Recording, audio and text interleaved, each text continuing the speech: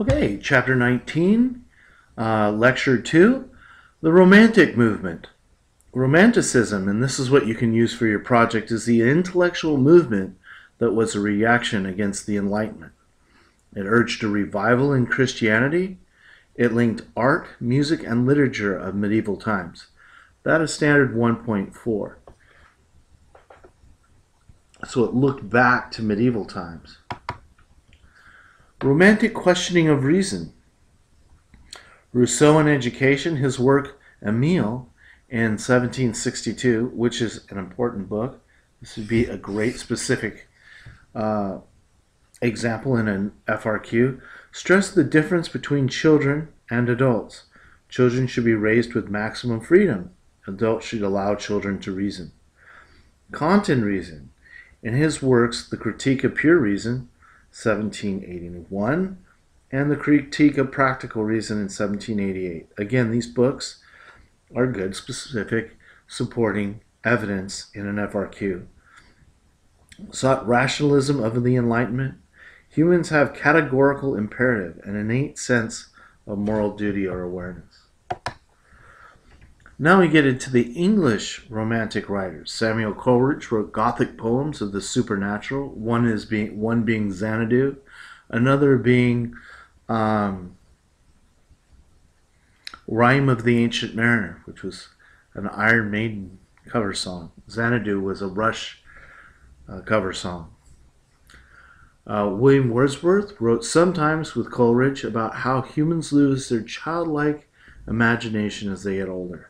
So children have this fantastic imagination when they're younger, and society basically crushes this curiosity. Lord Byron was a rebel romanticist who wrote about personal liberty and mocked his own beliefs in famous works such as Don Juan.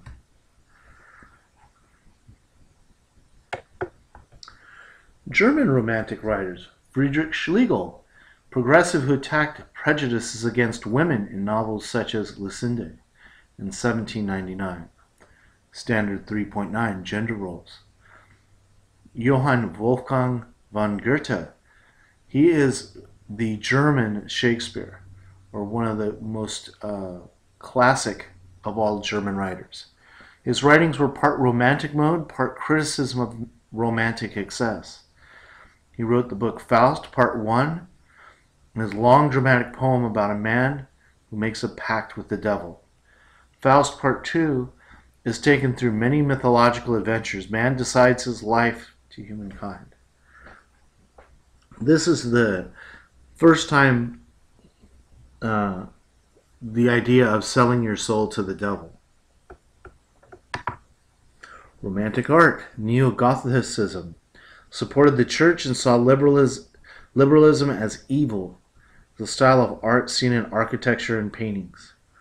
Nature, sublime or glorious. Subjects from nature arouse strong emotions and raise questions about how much we control our lives. So a major topic in romantic art is nature, and it's a rebellion against the Industrial Revolution. Famous naturalists include Gaspar David Friedrich, and his painting is an example in your optics, and Joseph Millard William Turner.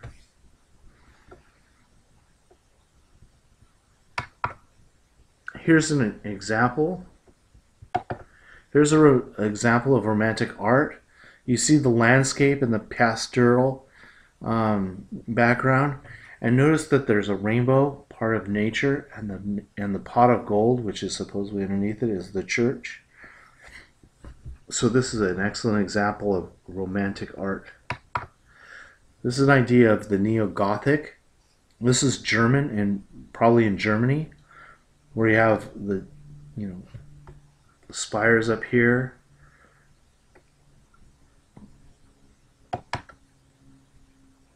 This is part of ice being broken in glaciers as a symbol of the power of nature. And of course, in the background, you see the clouds and the skyline. This is pre-impressionist. It's a train coming in the distance, and you can see a bridge right here. Romantic religion, Methodism, was a revolt against deism. Rationalism stressed inward, heartfelt religion. Its leader was John Wesley. Continental religion, religious developments based on feeling. Chateaubriand. The genius of Christianity, essence of if religion is passion, foundation of faith is emotion. Schleiermacher, speeches on religion, on its cultured despisers, religion as an institution of feeling, of absolute dependence on an infinite reality. There's Wesley teaching the Methodist, part of the Methodist movement. Romantic views of nationalism in history. This is going to come up in the future with nationalism. They're going to these romantic ideas come up in terms of nationalism. Johann Gottfried Herder was a German romantic and a critic of European colonial. Human beings develop organically. The Grimm brothers, they were famous fairy tale writers and were his followers. Now, the Grimm brothers were people who collected stories and then edited them into these Grimm fairy tales, such as Snow White, Sleeping Beauty, a lot of different ones. Georg Wilhelm Friedrich Hegel is a German romantic philosopher.